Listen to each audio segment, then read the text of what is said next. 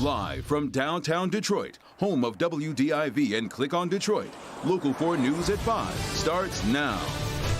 And it starts as Halloween is looking rather hairy from a weather perspective. Yeah, we've got rain, we've got wind, and later on, even a little bit of snow. That's a trick. It's a trick, not a treat.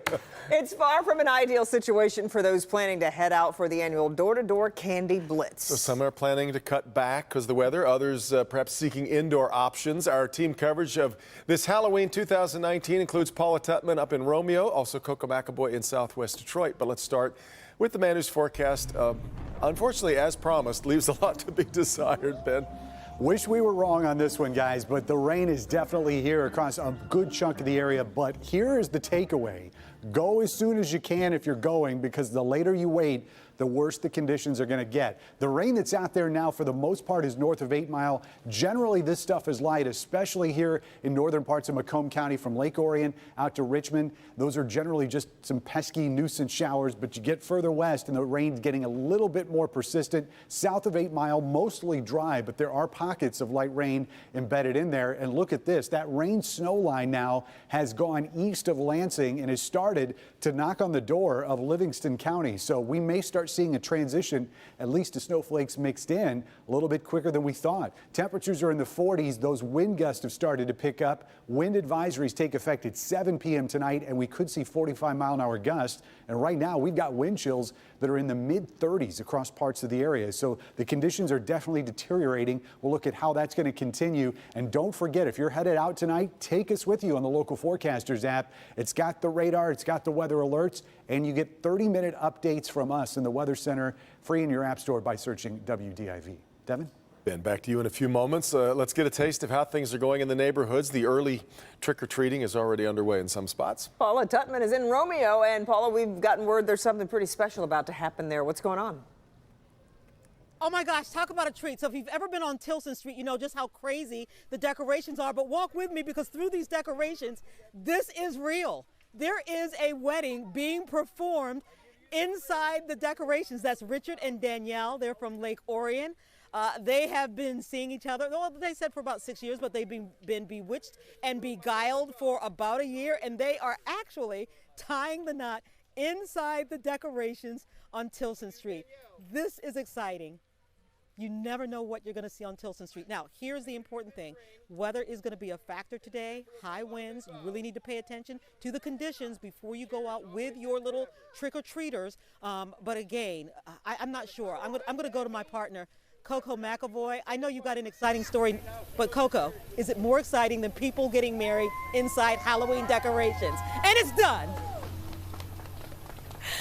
Good afternoon, Paula. You know, I don't know if I can compete with that just yet because it's sprinkling here just a little bit. We've seen a few trick-or-treaters out here, but not too many yet so far. And that's because I've spoken to a couple of parents here in Southwest Detroit. They say they're going home. They're going to put their kids in the costumes. But first, they're going to be putting some coats and some gloves on those kids to make sure that they're all bundled up, ready for trick-or-treating out here. Because as we've been out here in Southwest Detroit, we've really experienced a lot of sprinkling, but then we've had moments of really heavy downpours. So I think that parents are kind of trying to wait and see what happens out here. But I'm on Gardner Street in Southwest Detroit, and this is really a popular street because there's a very popular house here on this street. We're not going to spoil it for you and show you because we're going to have that story for you coming up at 6 o'clock tonight. And we'll, of course, keep track of the weather conditions. Back to you. Yeah. Love the orange coat, by the way. Always perfectly Coco. festive, Coco, yeah. Plenty of indoor trick-or-treating options if you just don't want to deal with the elements outside the neighborhoods. For example,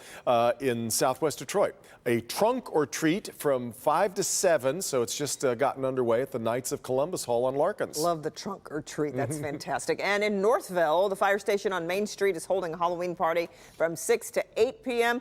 You should call ahead on any outdoor activities. City of Detroit canceled events at Chandler Park, Clark Park, and the Spirit of Detroit Plaza because of the rain.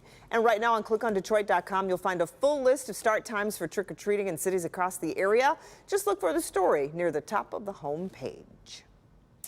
Let's get to now an update from a story that we were following yesterday, and that was the deadly house fire that occurred in Lansing.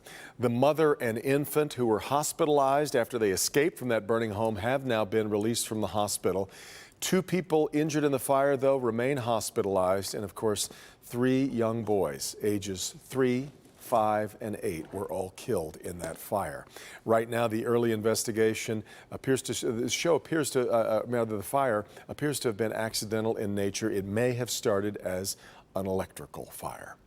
Prosecutors are charging a Detroit man accused of killing 2 women in a car crash earlier this week. The crash happened at Greenfield and Grand River on Monday. Prosecutors say the driver of the red car that you see sped through a stoplight, causing the accident. A 52-year-old woman and her 20-year-old daughter in the blue sedan were killed. Marvin Dismuke is charged now with 2 counts of reckless driving causing death, also charged with 1 count of reckless driving causing impairment after his 3-year-old son broke a bone in the crash. In Washington today, the House of Representatives approved rules for moving the impeachment of President Trump forward.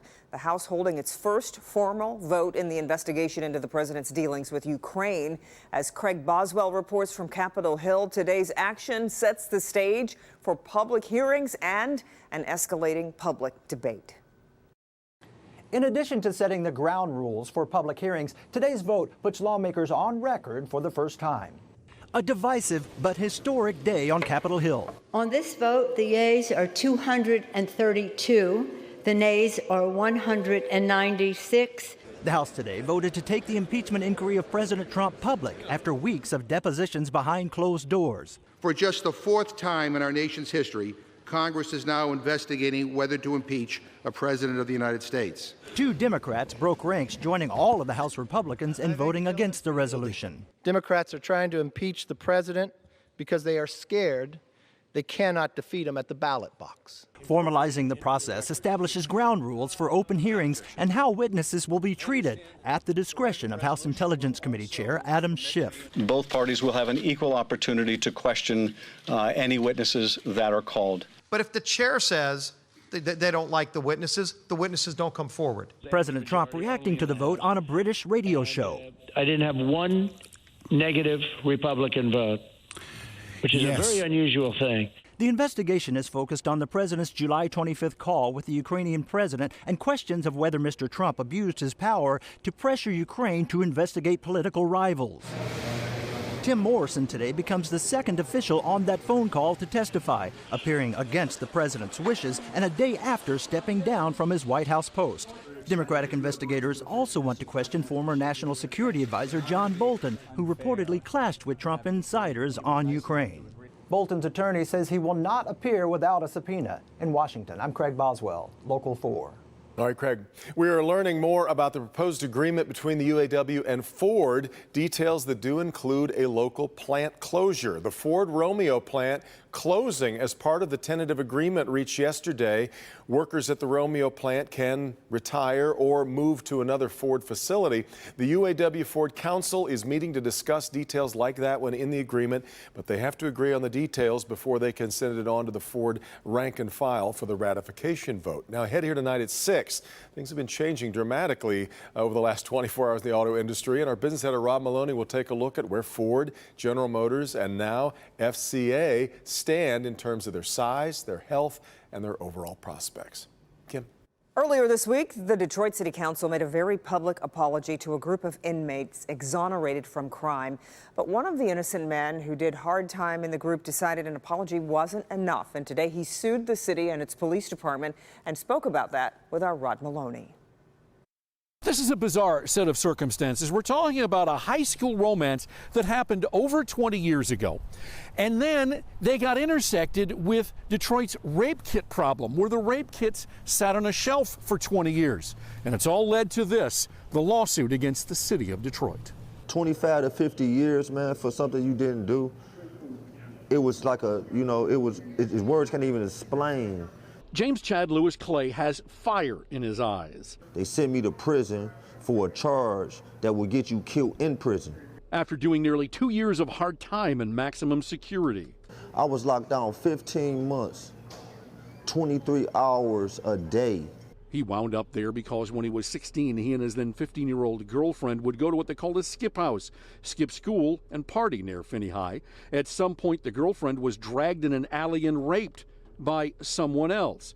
But she went to the hospital and was tested, and the rape kit sat on a shelf for a generation. When they finally tested the victim's kit, it hit on James, although both he and the girlfriend say theirs was consensual sex. And after a mix-up with IDing photographs 20 years later, she wrote to prosecutors saying he didn't rape her. I appreciate her honesty as far as me. I don't know what happened. Clay's attorney Wolfgang Mueller claims lazy DPD officers fell down on the job. This is just a completely predictable collateral damage of what happens when you let rape kits go untested for decades. Now they're going for $81,000 in damages. That's under the state law as it pertains to exonerated prisoners. But in the meantime, they say they're going to be looking for more damages for their client. Back to you. Rod, what is the city saying about this? Well, we called them today, sent them the filing, and they haven't gotten back to us, but they have told us on many times previously that they do not comment on ongoing litigation. Yeah, that's true. All right. Thanks, Ron. The court dispute between Michigan's biggest brewery and a former employee is over as Founders Brewing settles with Tracy Evans. Evans brought the suit against Founders, alleging a racist culture, and said that he was fired because he's black. As a result of court testimony leaking, restaurants and bars announced that they would drop Founders products. The Detroit location remains closed, as you may know, but the settlement has been reached, though the terms of it have not been released.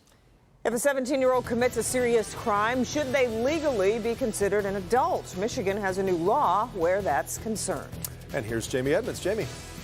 It is pouring rain today in downtown Detroit, but that's not stopping the city from unveiling a brand new community space. I'll have details next.